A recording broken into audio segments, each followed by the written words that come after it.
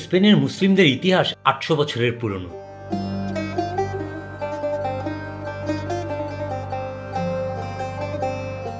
যা আল আন্দালুসের সুবর্ণ যুগের একটি গৌরবময় অধ্যায়।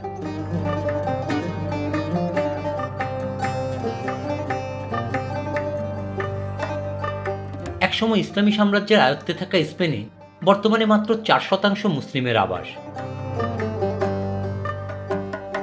এদের বেশিরভাগই আবার মরক্কো, আলজেরিয়া, পাকিস্তান এবং বাংলাদেশ থেকে এখানে এসে বসতি গড়েছে।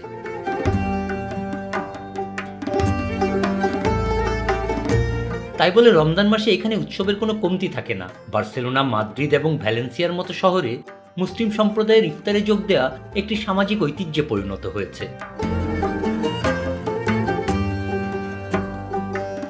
স্পেনের মসজিদগুলোতে শুধু মুসলিমরাই নয়, ইফতার অনুষ্ঠানে অমুসলিমদেরও নিয়মিত আমন্ত্রণ জানানো হয়।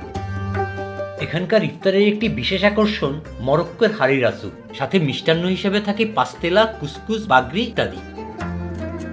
এছাড়া মধ্যপ্রাচ্যের বিভিন্ন মুখরোচক খাবারও এখানে বেশ প্রসিদ্ধ, যেমন ছোলা, হামাস, হালাল মাংসের শর্মা, পেস্তা বাদামের বাকলাভা ইত্যাদি।